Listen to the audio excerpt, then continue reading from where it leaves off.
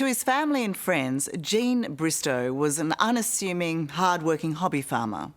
But his life was a facade. In truth, Bristow was a monster, consumed with thoughts of depravity. The 54-year-old devised an evil plan to lure a young female to his remote South Australian property and keep her as his hostage. His scheme was as meticulous as it was wicked, except for one thing. He picked the wrong target. The ingenuity and will to live of the now 26-year-old Belgian backpacker Devine Arkens meant when bad collided with good, there would only be one winner. The end of a hot summer's day in a paddock in remote South Australia. Please help look for me. From an isolated pig shed, a chilling cry for help. I've been kidnapped in South Australia. Scared to run away. Distressed messages from a terrified backpacker. He would chase me down and shoot me. That would travel around the world to her friends and her distraught family in Belgium. The message was, I'm kidnapped. Please, I'm on a farm somewhere. He drives a red pickup. A red pickup. I'm scared. Has a gun. Will shoot me.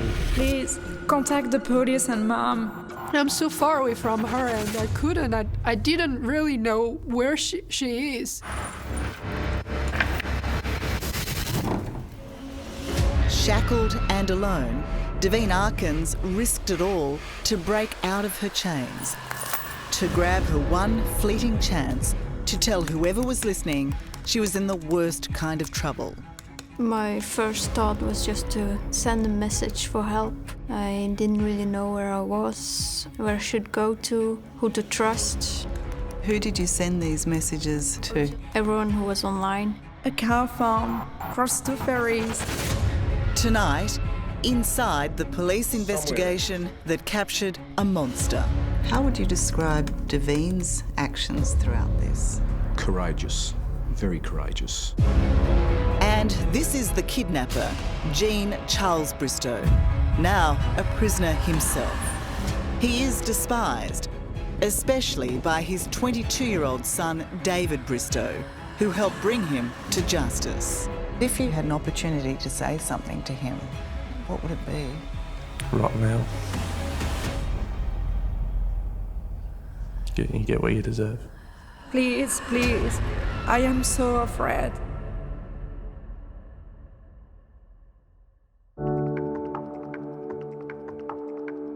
Wooley is a typical Belgian town. Clean, charming, and a little sleepy.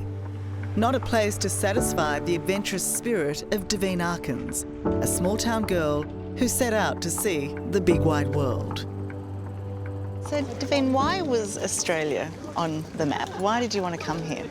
I really wanted to see the wildlife and the nature, and it just seemed like an amazing country to visit, to go backpacking. By her early 20s, Devine was already a seasoned traveller who ticked off South Africa, Guatemala and China. But Australia was to be the big one. And so when she arrived here at the end of 2016, the 24-year-old had a year's working visa in her pocket and the promise of a trip of a lifetime. Do you remember the emotion you were feeling when you booked your ticket to come to Australia? Yeah, I was feeling quite nervous, but also very excited to finally go. Did you consider Australia to be a safe place to visit? Yes, yes. I know there were some dangerous animals, jellyfish or crocodiles, but I felt like it was a safe place to go to.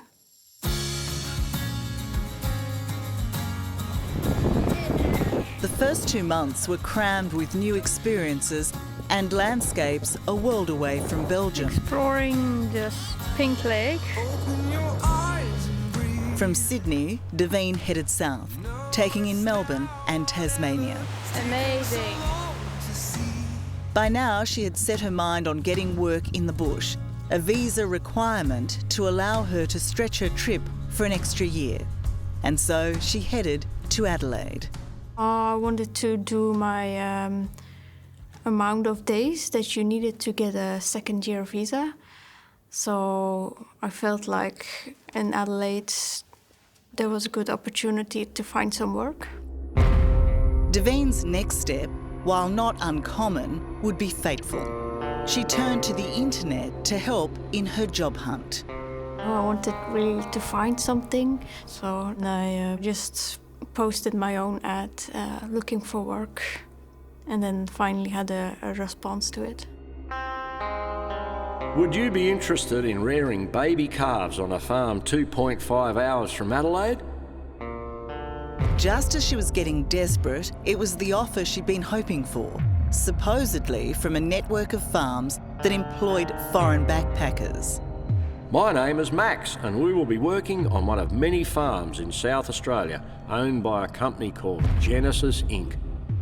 I did ask questions to get more information. Did you get an impression from him that there had been a lot of female workers on the farm? He spoke about another French girl who was recently going to another farm, so that made me feel a bit more reassured, like, okay, there's other people doing this job just like me. What was your reaction when you heard she was going to this remote farm? First reaction is congratulations, girls, because that's what you are always looking for. Since meeting in China 3 years ago, Echo Wang and Daveen Arkins have remained close friends. Echo was on her own backpacking adventure, fruit picking in far north Queensland, when she heard that Daveen had finally found some work. And I said, hey, you will be fine, because thousands of backpackers, they are doing the same job, and you will be fine. I'm really happy for her. And that's what you told her, you'll be fine. Yes, not at all, yes. But the man who called himself Max was in fact 54-year-old hobby farmer Jean Charles Bristow. He was also a fantasist and a liar, with a secret plan to kidnap and sexually abuse a backpacker. And Daveen Arkins was about to fall into his trap. This was the only thing I was gonna do alone, finding a job, and then it goes wrong. How does that make you feel? It's like you cannot even do one thing alone or you're unsafe, so no. It doesn't feel good or right. No, it clearly upsets you. Yeah. Yeah. What is it, do you think, that upsets you about that? I think it is because I always make sure that I had someone with me. I always made sure that I wasn't alone. I was always careful, and just unlucky to meet a person like that, and yeah. Coming up, walking into a trap to now know that was all a fabrication. Yeah. There were no other female workers. Did you have any sense? Can you look back and go, oh, he was lying to me? And held hostage in a filthy pig shed. You must have been absolutely terrified. It was like, stop moving. I was struggling, and he put something against my back. This is a gun, stop it! I thought it was over. That's next on 60 Minutes. On the morning of Thursday, February the 9th, 2017, Daveen Arkins had checked out of her hostel and was waiting at a bus stop in central Adelaide. He told me I could take a bus to Murray Bridge, so I looked it up, and it seemed fine to me. It was not that far, and it was easy to go there.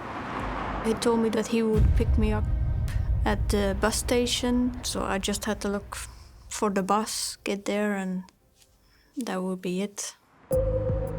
Keen to start the next big chapter of her Australian adventure, Daveen travelled out of Adelaide an hour south to Murray Bridge. And sure enough, the man calling himself Max was waiting to pick her up. So you meet him at the bus stop? Yeah. What was your very first impression? He just looked, like a farmer in working clothes, hard-working man. The pair set off on a long drive. The farmer was chatty and friendly as they headed down quiet roads through the expanse of the South Australian countryside. What is it like to retrace your steps? It's kind of a bit weird because knowing that this was like the road to the place where you like have something horrible happening.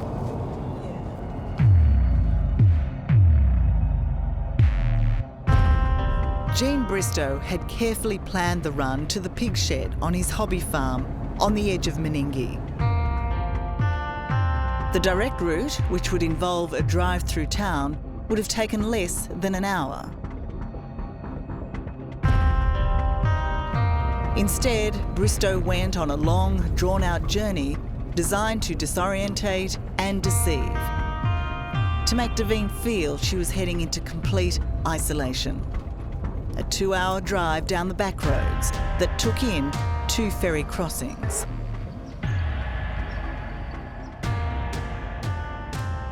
You drive and drive and drive, and then you get to the property.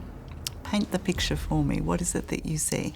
So we drove to a fence, drove up, went to another fence, like a lot of parts of the farm. Yeah, and then we got to the shed, and he was still explaining, this is where you raise the calves, where you will feed them. He sounds like a very good liar. Yes. I was very surprised. Didn't expect anything to happen. When Devine finally arrived at the pig shed, she felt she was in the middle of nowhere, just as Gene Bristow had engineered it. But the centre of Meningie and the town's police station was just over a kilometre away. Bristow's house, where his wife, son and son's girlfriend were on the day, was hidden behind some trees, but still just 350 metres away. Of course, Devine did not know help was so close at hand, nor could she know that very soon she would desperately need it. So what happened then, Devine? Yeah, he wanted to make sure that I wasn't doing any of the drugs, because he told me he had problems before. He wanted to look for needle marks. I need to check your feet for needle marks, if you don't mind. It was a bizarre demand from her new employer. But as puzzled as she was, Devine thought it best to do as he asked. So he was like, can I see your arms? They would put the needles there or on your legs, so he wanted to look there. Was he threatening in that moment to you? No, he stayed very calm, very friendly. Didn't really change until the very last moment. This is the awful scene that confronted Devine that day. A filthy pig shed along with animal faeces and plenty of flies. In the corner, an old broken down fridge and a sofa bed. And this is where Bristow intended to keep his prisoner, the backpacker forced to become his plaything. But in those early moments, Bristow keeps up the charade that he must check Devine for drug use. And so he asks her to lie face down on the sofa bed so he can inspect the soles of her feet. He was really looking at my feet for a while. And and suddenly he just got on my back. And that was it. I was like, stop moving, stay still.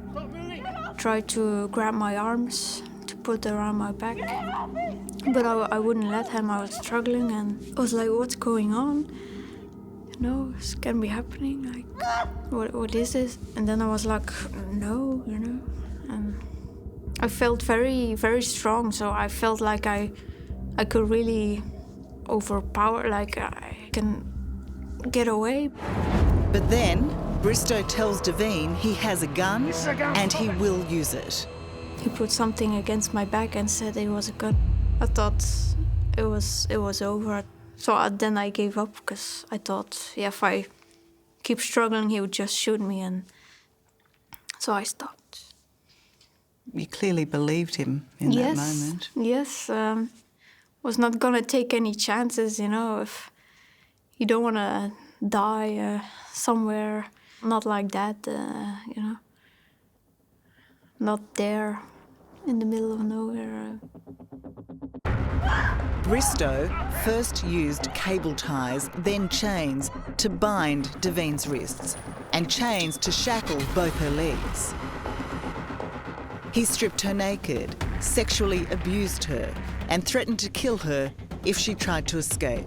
In the beginning, it's very like commanding. Like, when I walk in here, you'll be always undressed. You don't put on anything anymore. That I'll have to be kind. That I don't run away. Or he would find me and shoot me with the gun. You must have been absolutely terrified. I mean, shocked, obviously, but terrified too. Yeah,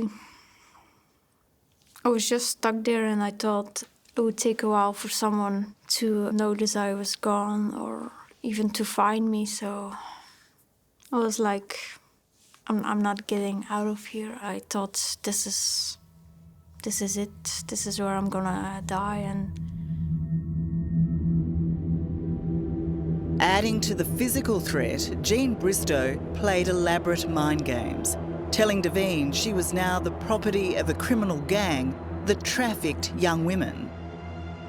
he would tell me that he was in an organization and there were other people and that they are watching him. And what was this organisation?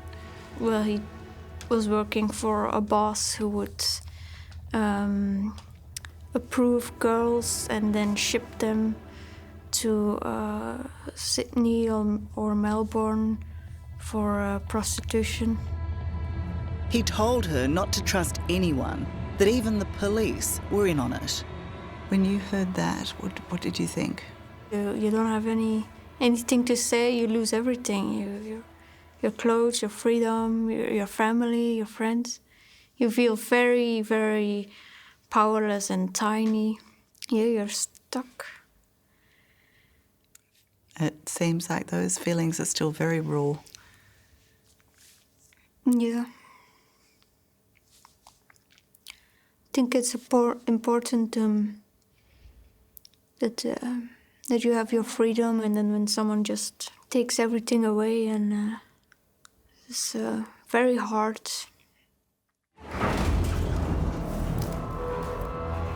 How close was your relationship with your dad prior to this? Very close, yeah. Like, we did most things together, you know. He was your dad? Yeah. Someone that I always looked up to. David Bristow and girlfriend Shane were both at home on the farm that day, along with his mum, Jan. All were oblivious to the horror taking place in their own backyard. Well, you both know that shed. Can you imagine what that girl went through? It would be horrifying. Absolutely. You'd fear for your life. You'd fear for your safety. You'd fear for everything. You wouldn't know what to do. I'd hate to ever be in that situation. Did you have any idea, any inkling that there was somebody in that shed? No. Everything seemed fine. Everything was normal. Coming up, how did you connect seeing that hook and thinking, well, maybe this can help me?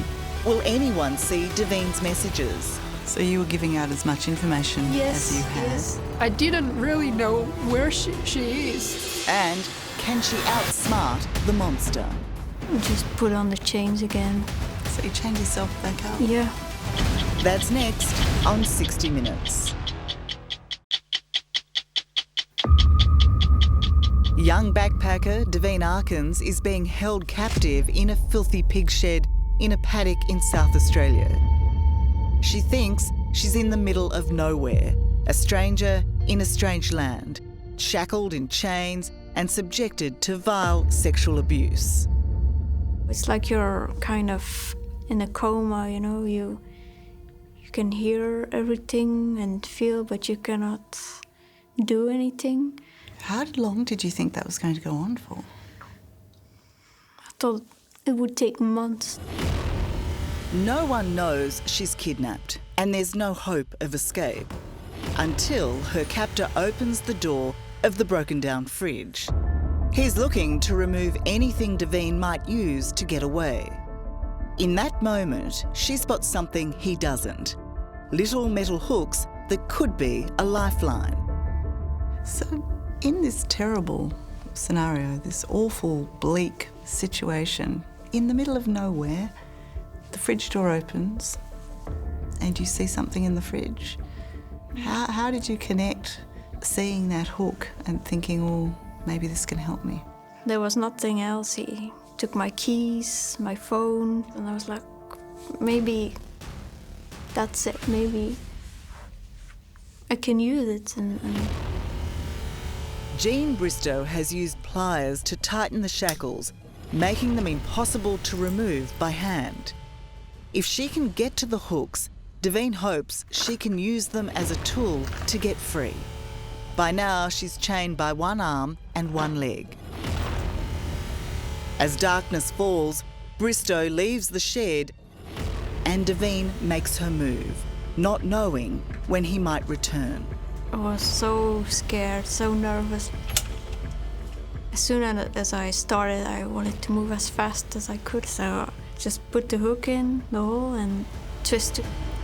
On the arm, it was quite easy, just a little twist, and I was like, you know, but then on my leg, didn't move at all. I was like, oh no, what now, you know, but I didn't have any other options, so I just keep trying and pushing harder, and there was no other way, so I just kept trying, and then it got looser and looser, and I was like, oh. So finally, yeah, I was free, you know, I was like, ooh, it worked. Now free, does she run? Does she hide? Devine decides not to make a run for it. Instead, she grabs the one advantage she has. Bristow has made a critical error by failing to look for the laptop and Wi-Fi stick hidden in her bag. The computer fires up. Suddenly, she's online. It worked, so I was like, it's all working, going fast. Put the light down of my laptop and send messages, help messages. I have been kidnapped in South Australia. I'm on a farm somewhere. I described the roads that I crossed, went from Murray Bridge, crossed 2 ferries. So you were giving out as much information as you had? Yes. Told him I was taken in a red pickup car, that I'm very scared to run off, that he has a gun. Please contact the police and Mom. The messages fired out around the world to family and friends, including fellow backpacker Echo Wang, who was flicking through her phone in far north Queensland. It just, some horrible words like, please help me to call the police, and I was kidnapped.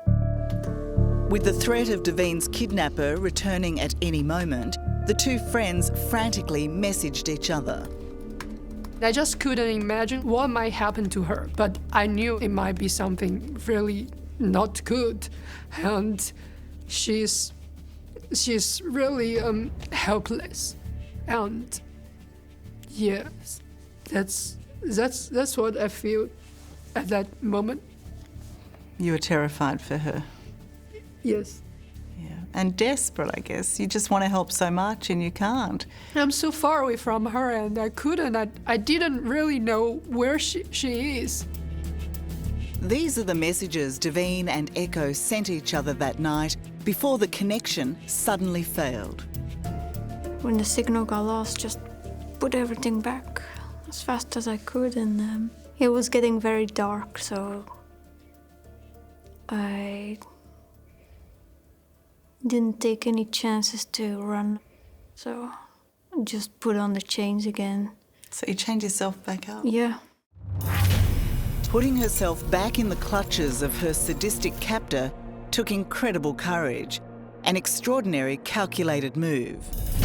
And as she promised her desperate friend, Echo raised the alarm. She said she was gonna call the police, so I knew that it's out there, they know it, they're gonna start to search. That now they just have to hopefully find me. In Belgium, Devine's messages had reached her now stricken family and her stepdad, Luke. Did you feel, having read those words, that this was a race against time, that time was of the essence? Yes. The first thought who come to us, how long was he already kidnapped? How many time do we have left? How critical was the information that Devine managed to get out? Very critical. The fact that she'd been abducted, the fact that she'd gone through Murray Bridge on a couple of ferries. We wouldn't be able to start anything without her being able to make contact with someone. For Detective Superintendent Mark Wysick, it was immediately clear that Devine was in danger. How quickly did police act on that information? Within 10 minutes, they actually asked for a triangulation to commence. Within 10 minutes? Within 10 minutes, because we have this terminology, you know, like when the balloon goes up, it's all in. And that's what the response was. Why was time of the essence in this case? Well, we had great fears for her safety. I also appeal to that person who may be holding Devine against her will. It is only a matter of time before we identify who you are. Jean Bristow didn't know it, but as Devine was being driven to the pig shed, her phone had been transmitting signals picked up by nearby phone towers. So triangulation area. By triangulating that data, police were able to identify a more specific area in which to search. We receive information that it's sort of Meningie and south of Meningie. It just shows that, yes, what she's saying, you know, is right. And the clues that she's given all adds up to the fact that she's in this area somewhere. So it's a matter of finding her. In the quiet town of Meningie, a major manhunt was soon underway by police on the ground and in the air. That night I heard planes flying over, and I was hoping they were police planes and they would have infrared or something, I don't know this.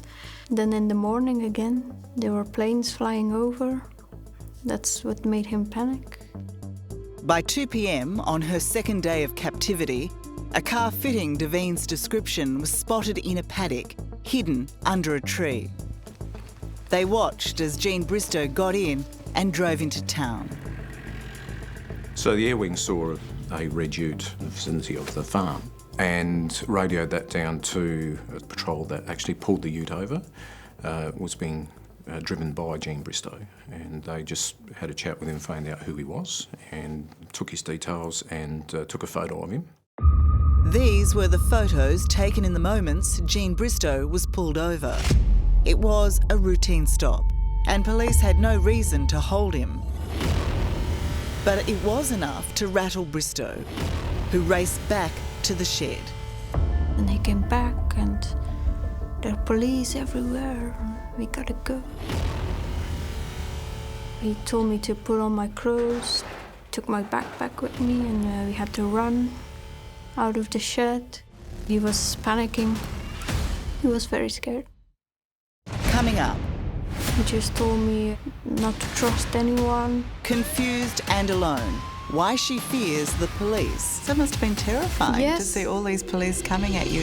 And a son's anger, Nothing can forgive that. played for a fool by his own father. When someone has been so normal and then this happens, it blows your mind. That's next on 60 Minutes.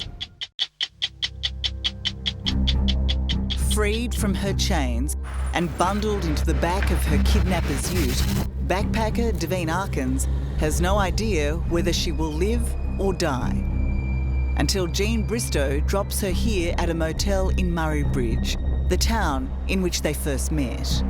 When Jean Bristow dropped you at the hotel, did he give you any instructions? Did he tell you what to say or what to do? He just told me to get on the bus, go to the airport, to wear a cap, lay low, and to just go home. Did you go to police at that point? No, I didn't trust anyone. I was very scared. Brainwashed and alone, Devine still believes she's in grave danger. Eventually, though, hunger gets the better of her and she finally decides to leave the motel and go out in search of a cafe, all the while fearing that she will again be picked up by someone from Bristow's sex trafficking ring. As she starts to head back, she's spotted by an off-duty policeman and he calls out her name. Suddenly there were coming cars from everywhere, people, and was surrounded with police, and then I kind of panicked because I couldn't do anything anymore. I couldn't go anywhere. I'm like, oof, I'm done. It's only at the police station that Devine finally feels safe. Back in Belgium, Devine's stepfather Luke gets word the family has been praying for. And then suddenly came the news. It's her, we found her. And then we were so joyful. She's safe. We are going to take her to our police station. How would you describe that level of relief after so much anguish and concern? We hugged each other. That's everyone in the house. We hugged each other. We cried. We were relieved. We couldn't speak to Devine yet, but we knew she was in good hands. As Devine is picked up, Jean Bristow is furiously trying to cover his tracks. He heads home, shaves his head, and tries to dispose of the crime scene evidence. The next morning, police raid the farm and arrest him, much to the shock of his family. My mum rang me and just told me what had happened, that he'd been arrested for kidnap and rape of the Belgian backpacker. And then there was police everywhere and not easy. A bad day, I'd imagine. Yeah. Not your typical Saturday. By now, Bristow's son David is coming to terms with the reality that his father is a monster. What happens in that moment? Do you stop loving this person? Yes, straight away. Really? It could have ended up being a murder. It could have ended up being anything. And that's the scary part, because I don't know if this has happened once, twice, 10 times. No one knows. When someone like that in your life has been so normal and nothing has seemed out of the ordinary, and then this happens, it really blows your mind. And just it makes you wonder, has it happened before? As police poured over the farm, they assembled an overwhelming body of evidence. The chains used to shackle Devine were found in a well, and her mobile phone in a water tank. A fake gun bought on eBay a few weeks before the kidnapping was discarded in a paddock. And overwhelming DNA evidence was recovered from the pig shed where Devine was kept prisoner. It's pretty compelling for a court case when you can recover things that actually match the victim's story. You know, things like the manacles over there, the chains, the fake gun. It all goes to show the court this was what was used. For David Bristow, it was the chains custom made into manacles that revealed the true horror of his father's deeds. There were chains and bolts and D-shackles and all sorts of stuff that had been constructed, and it's not something that you'd make in 5 minutes. It's something that has been planned, and to me as a farmer, I've never seen a use for something like that. Sort of made me realise that, shit, it's real. It's real. Yeah. It's horrifying, isn't it? Yeah, very, very. In the 2 years since the kidnapping, Jean Bristow has never shown a shred of remorse, to the anger of his son David and his girlfriend Shane. Just very much pointing the finger at everyone else besides himself. So to this day, he won't admit to you or the rest of the family that he did this awful thing? He is 100% thinks he's innocent. He just keeps making excuses. He started off with, she wasn't there and I needed help because David wouldn't help me. The bizarre claims are contained in a series of letters Jean Bristow sent to his son from his prison cell. I want to reassure you both that I'm not guilty of anything. They've only got a pack of lies to go on from the woman claiming to be the victim.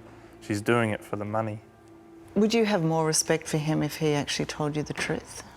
Yes, I think I would. If he came out and said that he was guilty and owned up to it, I would have more respect for him. Do you think you'd be able to find it in your heart to forgive him? No. Nothing can forgive that. It took a huge amount of courage for David Bristow to give evidence, a court appearance that saw him discredit his father's claim that he hired Devine to help him on the farm. When you saw him in the courtroom, what did you think of him in that moment? I was disgusted. It's the only word I can use. Disgusted. Helped by his own son's evidence against him, last month, Jean Bristow was sentenced to 18 years in jail. He won't be eligible for parole until 2032, and then, most likely, sent back to his native Britain. When you learned of the outcome of the actual court case, that Jean was convicted and now sentenced, what was your reaction to that? I'm glad because I'll never get to see him ever again. I'm glad that I'll never have to look at him again. Is that a hard thing to say, a hard thing to feel? It is. It is quite hard. Something that I think about lots but never really talk about it. I mean, this whole incident represents a massive loss in your life, doesn't it? Yeah. He's dead to me. He's dead to you? Yes. Devine too had the ordeal of facing Bristow one more time at trial. What was it like to see somebody who, at one time in your life, was so powerful and so frightening, to be so pathetic in the end? I had to look twice, like, is that him? Because he was very skinny and he looks very terrible and awful. So when I saw him, I was like, this is what you deserve. You should feel awful. This is justice. Yeah. Coming up, friends reunited. And Devine faces her future. Do you have the sounds that go with the moves? He wasn't very bright, was he? No, he wasn't that prepared, I guess, for me. That's next on 60 Minutes. In the 2 years since she escaped the horror of the pig shed in South Australia, Devine Arkins has been haunted by flashbacks and nightmares. I couldn't go in the dark. I couldn't walk alone. I tried to walk the dog alone. Then when I couldn't, I cried. And then one day I could, and I felt so like, oh, I can walk the dog. But I was still looking over my shoulders, and I had to like learn everything again, do everything again for the first time. Come on, up, come on, attack, come on, knees, come on. Day by day, Devine is fighting back against her fears. Okay, attack, come on, up, pressure, come on. She's taking up self-defense classes, learning skills to disarm a would-be attacker. Come on, knees, come on, up. Determined that never again will she be the victim. So you've got the moves. Yeah. Do you have the sounds that go with the moves? No, we don't really do karate or kung fu. It's more like boxing and disarming. You're being prepared. Yeah. What is it like to see the old Davine coming back? If not fully back yet, coming back. She's not fully back yet, no, but we can laugh again. But there is something broken, and if something is broken, it has sharp edges. Those edges will become round. One day it will be good, but not the same anymore. No one has the right to do that to someone else. No, no one. No one. Echo Wang was Davine's lifeline when she needed her most. Ever since, Davine's been hoping for this moment. Oh my God. The chance to thank Echo in person. Give me a hug. Oh, I'm so good. Thank you. Thank you so much. What's it like to see each other? Yes, it is. Still cannot believe it. I'm exploding. I don't know. You're exploding. You're emotional. Yeah. Oh, I felt so low in that moment, and you were like the only one responding. And for me, you're like my savior. Like, No. yes. You know, I'm always a good friend there for you. Can you feel it? Together again with plenty of catching up to do. Oh, you should definitely go to Great Barrier Reef. It's amazing. The backpackers who've experienced the very best and the very worst of Australia. Echo played such a big part in this. When you think of Echo, in what way do you think about her? She's like a hero for me. Like, she helped me, she was there for me. She took action. You know, if you hadn't got the message out, Davine, if no one knew you were there, what do you think this man would have done to you? Yeah, I thought he would kill me and I would die there. You feel kind of a bit ashamed in the beginning because you let someone trick you, you let someone fool you. Did you feel reassured, though, by the police and by your parents that they knew it wasn't your fault, that this was a monster, you know, and he preyed upon you? They had to tell me a few times, you know. Yeah, I'm glad they got me through that because it's very hard. I've been pulled down to the deep. Davine Arkin's obvious strength was there right from the terrifying start. I'm gonna make it home. It took sheer bravery and ingenuity for this young backpacker to seize the moment, to ultimately defeat her attacker, to win her freedom. She did a good job. To unshackle herself and to send the message out. Yes. It was an act of courage, wasn't it? And smart, very smart. Very smart. It's instinctive, it's courageous. It's all in one, I think.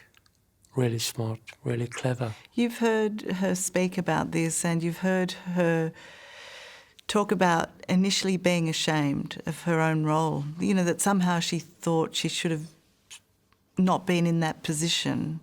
Yes. How do you feel when you hear that? No, Davine, you didn't do it wrong. You did it right. He was the one who did it wrong. He was the one to be ashamed of, not you. You must be proud. We are proud of you, of what you did, of what you are.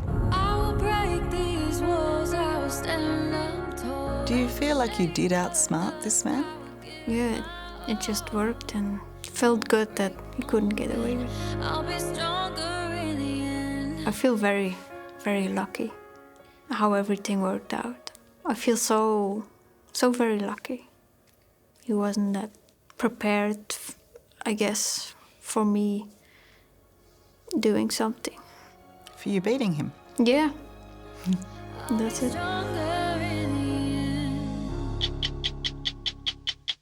Hello, I'm Tara Brown. Thanks for watching. To keep up with the latest from 60 Minutes Australia, make sure you subscribe to our channel. You can also download the 9Now app for full episodes and other exclusive 60 Minutes content.